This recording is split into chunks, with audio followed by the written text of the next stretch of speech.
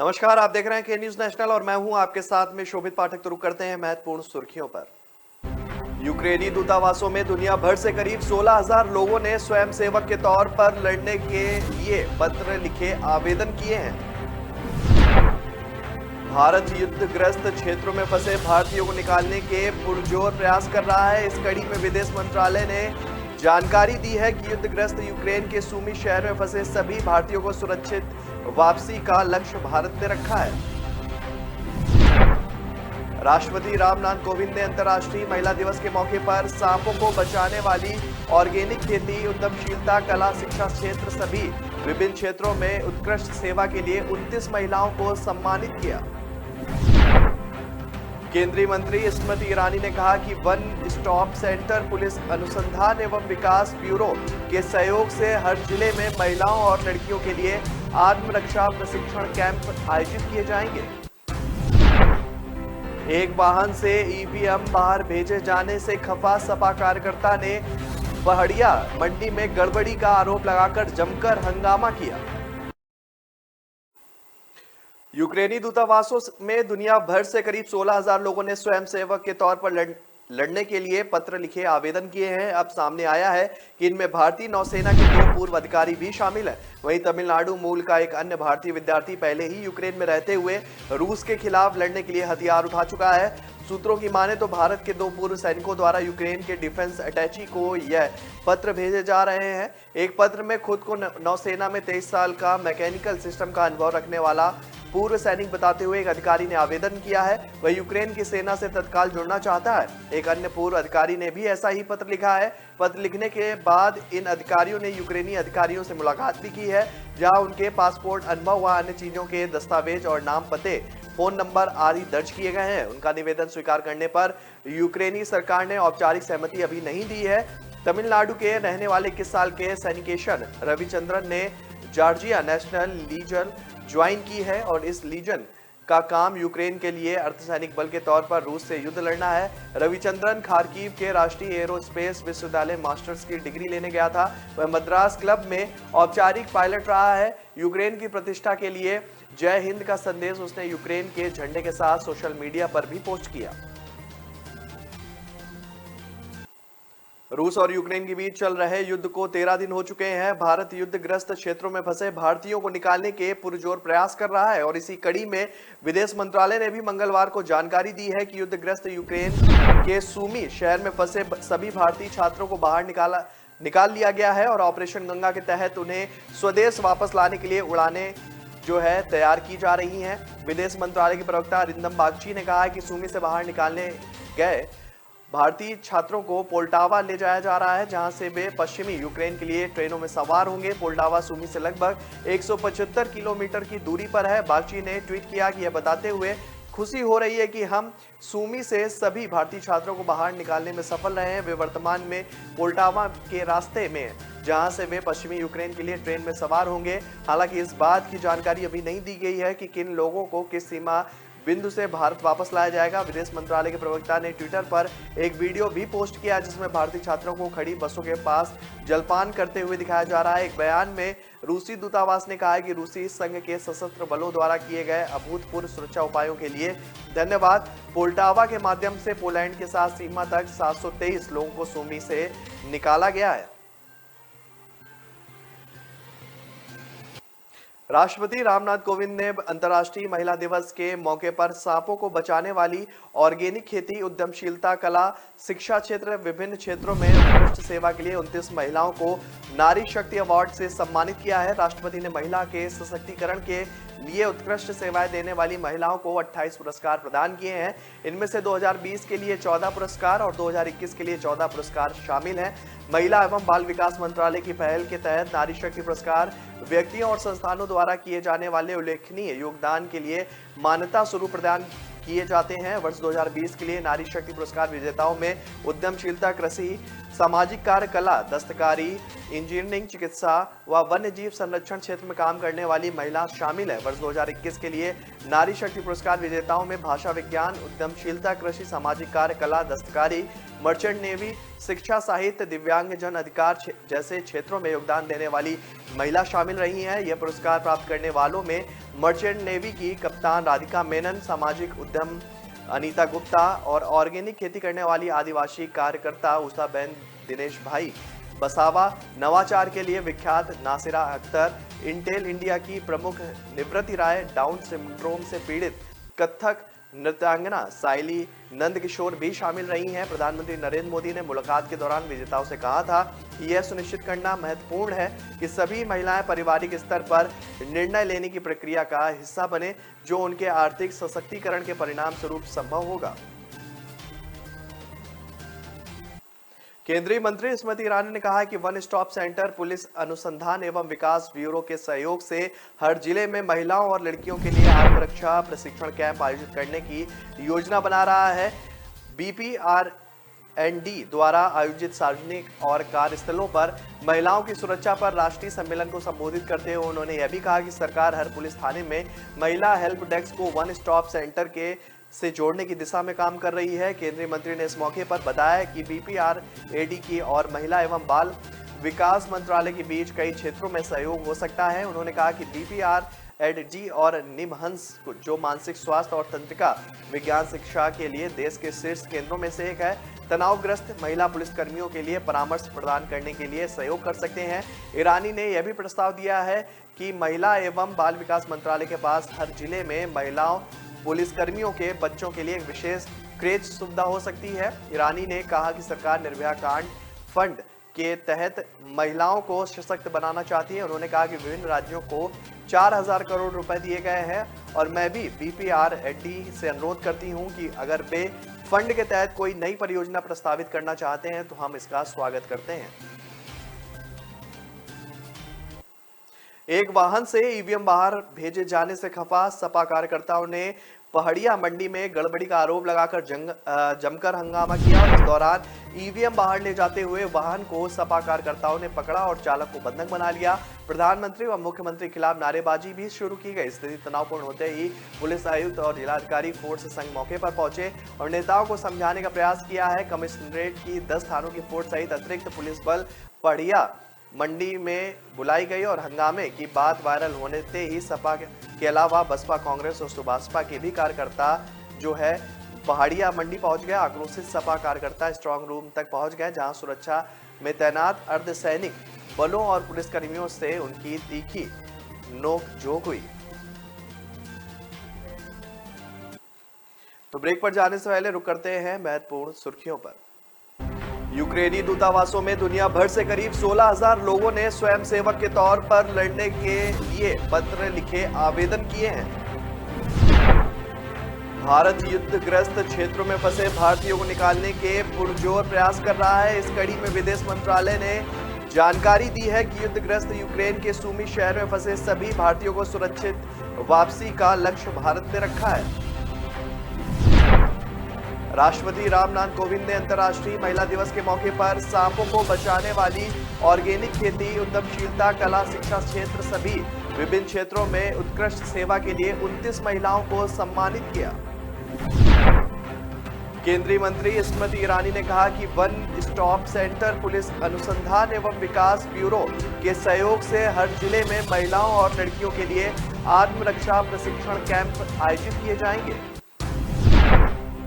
एक वाहन से ईवीएम बाहर भेजे जाने से खफा सपा कार्यकर्ता ने पहाड़िया मंडी में गड़बड़ी का आरोप लगाकर जमकर हंगामा किया। न ऐश का न द्वेष का, यह दंगल है देश का। सुलगती समस्याओं के जुलसते सवालों का होगा दंगल देश का। प्रशासन के प्रश्नों को लेकर होगा दंगल देश का। शिक्षा, स्वास्थ्य, समाज, कानून और व्यवस्था के आज क्या है हालात। सोमवार से शुक्रवार रोज रात 8 बजे जलपा क्षत्रिय के साथ दंगल देश का।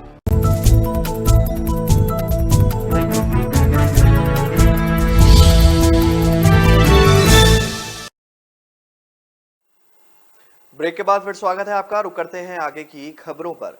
अंतिम चरण के मतदान के साथ ही योगी आदित्यनाथ सरकार के साथ सभी राजनीतिक दलों और उनके नेताओं का भविष्य ईवीएम में कैद हो गया है। अधिकृत रूप से तो यह 10 मार्च को पता चलेगा कि भाजपा सरकार आएगी या समाजवादी पार्टी के मुखिया अखिलेश यादव का भाग्य चमकेगा या फिर कांग्रेस व बसपा चमत्कार करेगी। पर राजनीतिक गलियारों में तेजी से ये चर्चाएं गूंज रही हैं कि मिथकों को तोड़ रहे योगी आदित्यनाथ क्या उत्तर प्रदेश की सियासत के अन्य धारणाओं को भी तोड़कर इतिहास रचने जा रहे हैं। ये सवाल यूं ही नहीं है। अगर एग्जिट पोल के अनुमान सही होते हैं और भाजपा सत्ता में वापसी करती है तो प्रदेश के अब तक के इतिहास में योगी आदित्यनाथ ऐसे पहले मुख्यमंत्री के रूप में दर्ज हो जाएंगे जो उत्तर प्रदेश में किसी विधानसभा का निर्धारित 5 वर्ष का कार्यकाल पूरा कर फिर अपने दल की सत्ता में वापसी कराएंगे।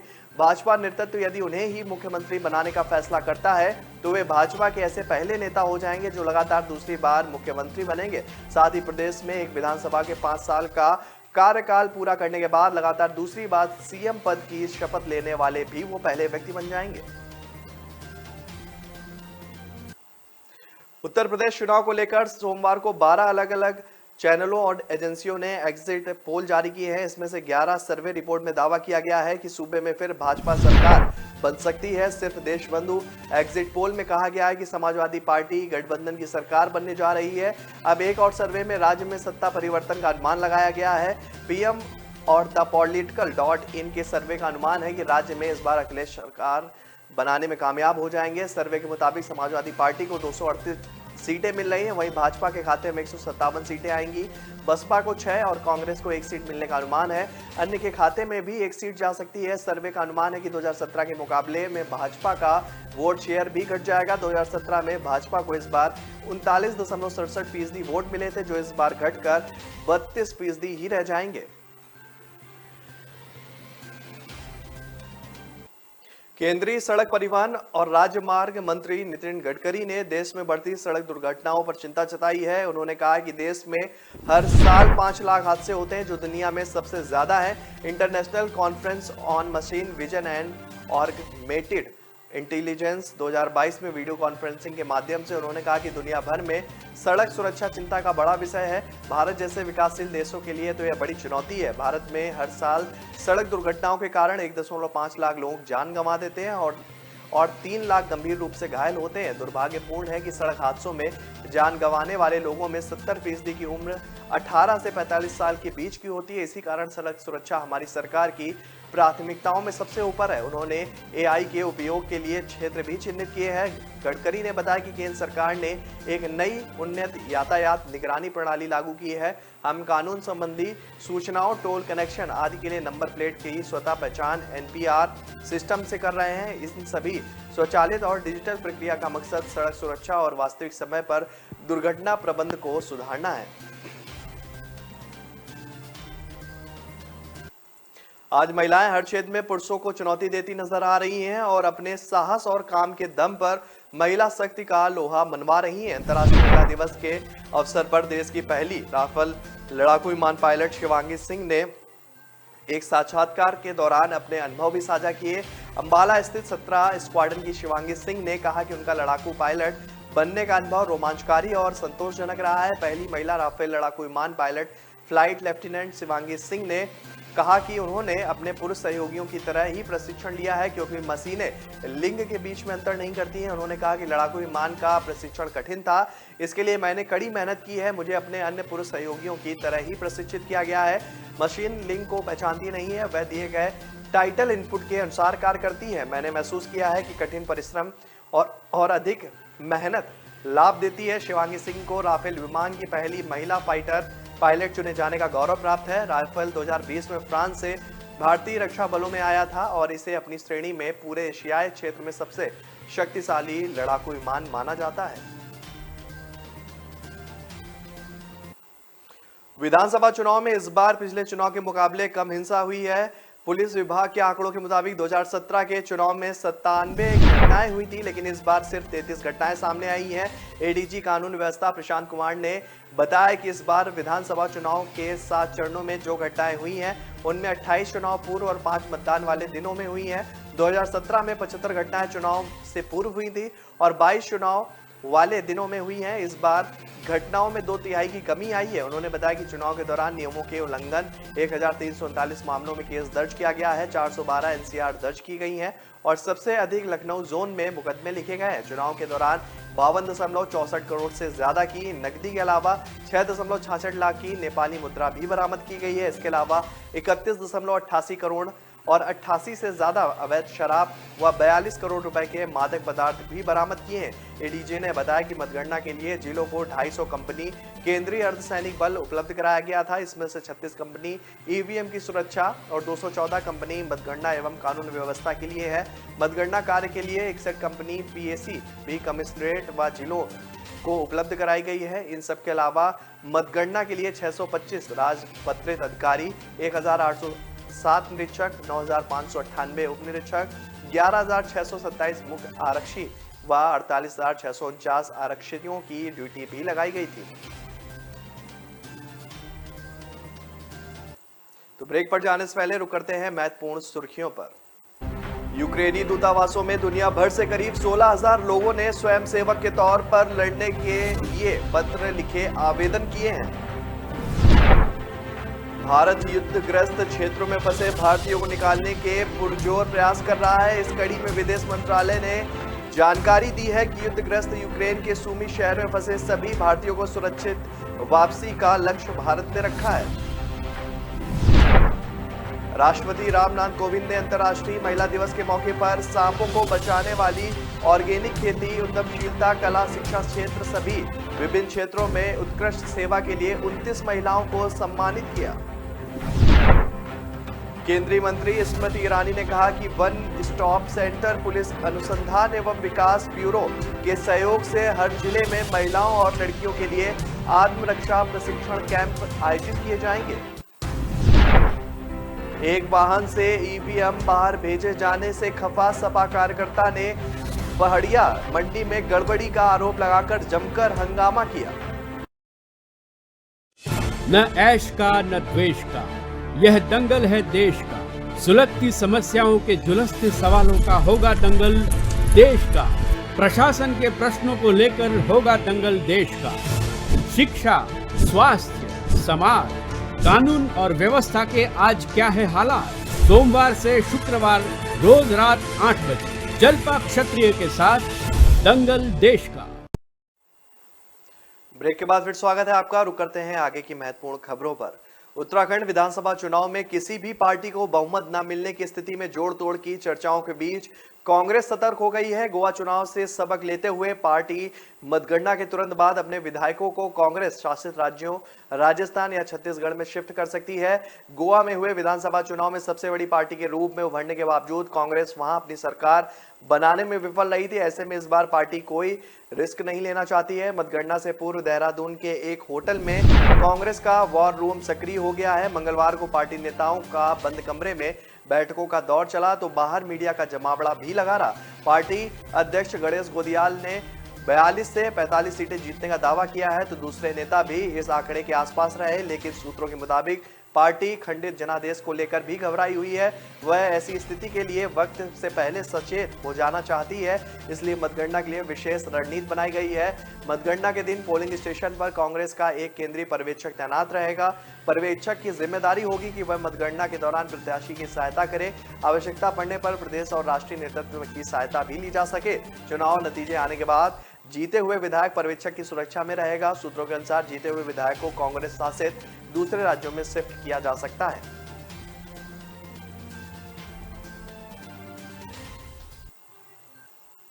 मतगणना से ठीक पहले त्रिकोणीय गठबंधन के अहम सहयोगी व पूर्व मुख्यमंत्री कैप्टन अमरिंदर सिंह सरकार बनाने के लिए ताना बाना बुनने लग गए हैं और दिल्ली में केंद्रीय गृह मंत्री अमित शाह से अहम मुलाकात के बाद भाजपा के चुनाव प्रभारी गजेंद्र सिंह शेखावत उनसे मिलने सिसवा फार्म हाउस पहुंचे, जहां उन्होंने 2 घंटे तक शेखावत के साथ चर्चा की। इसके बाद पूर्व मुख्यमंत्री ने कहा कि हम बहुमत साबित कर फ्लोर टेस्ट के लिए व्यवस्था करेंगे। एग्जिट पोल के नतीजों को खारिज कर कैप्टन 10 मार्च को होने वाले मतगणना में भाजपा की गठबंधन सरकार बनने का दावा कर चुके हैं। इधर पंजाब लोक कांग्रेस के प्रवक्ता प्रीतपाल बालीवाल ने दावा किया है कि भाजपा चुनाव परिणामों में गठबंधन सरकार बनाएगी, जिसका नेतृत्व कैप्टन अमरिंदर सिंह मुख्यमंत्री के रूप में करेंगे। उन्होंने कहा कि कैप्टन ने कल अमित शाह से भी मुलाकात की थी, जबकि इस संबंध में भाजपा के पंजाब प्रभारी और केंद्रीय मंत्री गजेंद्र शेखावत भी कैप्टन से मुलाकात करने पहुंचे हैं। पार्टी नेता ने कहा है कि कैप्टन कई विधायकों से राजनीतिक गुरु हैं और उनके गठबंधन के सबसे बड़े नेता हैं, जो 9.5 साल तक मुख्यमंत्री रहे और गठबंधन का नेतृत्व वही करेंगे। पंजाब के एग्जिट पोल के बारे में उन्होंने कहा कि यह एग्जिट पोल सटीक पोल नहीं है, हम बहुमत के करीब हैं और हम ही सरकार बनाएंगे। हरियाणा का आम बजट उद्यमियों के लिए कई राहत लेकर आया है। एक तो सरकार ने आईएमटी में बुनियादी ढांचे के सुधार के लिए अलग से 1000 करोड़ रुपए का प्रावधान किया है। वहीं उद्योगों को बढ़ावा देने के लिए प्रदेश सरकार ने उद्यमियों के लिए कई राहत योजनाएं शुरू करने की घोषणा भी की है। एनसीआर में एमएसएमई क्षेत्र के उद्योगों से प्राकृतिक गैस पर एकत्रित वैट और 50% प्रतिपूर्ति प्रदान की जाएगी। एनसीआर क्षेत्र में ही उद्योगों के बॉयलरों को कोयले या डीजल से स्वच्छ ईंधन में बदलने के लिए पूंजीगत व्यय के 30% की सीमा तक अधिकतम 50 लाख रुपए की अनुदान सहायता देने का फैसला भी किया गया है। इसी प्रकार औद्योगिक निर्यात के लिए माल ढलाई व सब्सिडी दी जाएगी। उद्योग एवं वाणिज्य विभाग द्वारा अलग से अधिसूचना जारी करेगा। गैर जोखिम वाले उद्योगों में अग्नि सुरक्षा और निरीक्षण हर साल की बजाय 3 साल में एक बार होगा। व्यक्तिगत या पारिवारिक व्यापार के लिए वित्तीय संस्थाओं के लिए दिए गए अधिकतम 3 लाख रुपए ऋण पर 5% की दर से ब्याज सहायता दी जाएगी। छत्तीसगढ़ के मुख्यमंत्री भूपेश बघेल ने कहा है कि राज्य सरकार महात्मा गांधी के ग्राम स्वराज के दृष्टिकोण के अनुसार काम कर रही है। राज्य विधानसभा में राज्यपाल के अभिभाषण पर धन्यवाद प्रस्ताव पर बहस का जवाब देते हुए सीएम बघेल ने कहा कि पिछले 3 वर्षों में विभिन्न योजनाओं के माध्यम से किसानों, मजदूरों, महिलाओं और समाज के अन्य वर्गों को सीधे 91,000 करोड़ रुपए दिए गए हैं। छत्तीसगढ़ विधानसभा में उन्होंने केंद्र सरकार पर निशाना साधते हुए कहा कि केंद्र राज्यों को दिए जाने वाले केंद्रीय कार्यों में लगातार अनुदान और हिस्सेदारी में कटौती कर रहा है। चर्चा के बाद प्रस्ताव को विधानसभा में ध्वनि मत से पारित कर दिया गया है। मुख्यमंत्री ने सदन को बताया कि राज्य सरकार ने विभिन्न योजनाओं के माध्यम से किसानों, गरीबों, मजदूरों, महिलाओं, अनुसूचित जनजाति, अनुसूचित जाति के लोगों को सीधे तौर पर राशि दी है, जिससे उनके जीवन में सकारात्मक बदलाव आया है। साथ ही राज्य की योजनाओं से व्यवसायी और उद्योगपति भी खुश हैं। सीएम बघेल ने कहा कि राज्य सरकार राजीव गांधी किसान न्याय योजना, गोधन न्याय योजना और राजीव गांधी ग्रामीण कृषि मजदूर न्याय योजना के तहत किसानों को सीधा लाभ पहुंचाने की लगातार कोशिश कर रही है। गोवा विधानसभा चुनाव में त्रिशंकु जनादेश के अनुमान के बाद राज्य में सियासी हलचल तेज हो गई है। एग्जिट पोल के अनुमान सामने आने के एक दिन बाद राज्य के मुख्यमंत्री प्रमोद सावंत ने प्रधानमंत्री नरेंद्र मोदी और राज्य के प्रभारी देवेंद्र फडणवीस से अलग अलग मुलाकात की है। इस बीच कांग्रेस ने नतीजे आने के बाद गठबंधन का संकेत देते हुए अपने उम्मीदवारों को सुरक्षित ठिकाने पर ले जाने की तैयारियां भी शुरू कर दी है। फिलहाल उम्मीदवारों को गोवा के ही एक रिजॉर्ट में रखे जाने की सूचना है। मुख्यमंत्री सावंत मंगलवार को दिल्ली में पीएम से मिले और इसके बाद मुंबई जाकर फडणवीस से भी उन्होंने मुलाकात की है। और इस बीच कांग्रेस ने अपने उम्मीदवारों को टूटने से बचाने के लिए पूरी तरह से सतर्क हो गई है। पार्टी ने इन उम्मीदवारों को संभालने के लिए जिम्मेदारी महाराष्ट्र के गृह राज्य मंत्री सतेज पाटिल को दी है। पार्टी अपने उम्मीदवारों को राजस्थान भेजने की तैयारी कर रही है। इसके अलावा आम आदमी पार्टी और टीएमसी से समर्थन हासिल करने की भी रणनीति बनाई जा रही है। बीते विधानसभा चुनाव में कांग्रेस को 40 में से 17 सीटें मिली थी। हालांकि भाजपा ने सभी निर्दलीय विधायकों और क्षेत्रीय दलों को साथ कर कांग्रेस के साथ सरकार बनाने के मंसूबे पर पानी फेर दिया था। तो फिलहाल इस बुलेटिन में मेरे साथ इतना ही। आगे की खबरों के लिए बने रहिए के न्यूज नेशनल के साथ। तब तक के लिए नमस्कार। यूक्रेनी दूतावासों में दुनिया भर से करीब 16,000 लोगों ने स्वयंसेवक के तौर पर लड़ने के लिए पत्र लिखे आवेदन किए हैं। भारत युद्धग्रस्त क्षेत्रों में फंसे भारतीयों को निकालने के पुरजोर प्रयास कर रहा है। इस कड़ी में विदेश मंत्रालय ने जानकारी दी है कि युद्धग्रस्त यूक्रेन के सूमी शहर में फंसे सभी भारतीयों को सुरक्षित वापसी का लक्ष्य भारत ने रखा है। राष्ट्रपति रामनाथ कोविंद ने अंतर्राष्ट्रीय महिला दिवस के मौके पर सांपों को बचाने वाली ऑर्गेनिक खेती, उद्यमशीलता, कला, शिक्षा क्षेत्र सभी विभिन्न क्षेत्रों में उत्कृष्ट सेवा के लिए 29 महिलाओं को सम्मानित किया। केंद्रीय मंत्री स्मृति ईरानी ने कहा कि वन स्टॉप सेंटर पुलिस अनुसंधान एवं विकास ब्यूरो के सहयोग से हर जिले में महिलाओं और लड़कियों के लिए आत्मरक्षा प्रशिक्षण कैंप आयोजित किए जाएंगे। एक वाहन से ईवीएम बाहर भेजे जाने से खफा सपा कार्यकर्ता ने पहाड़िया मंडी में गड़बड़ी का आरोप लगाकर जमकर हंगामा किया।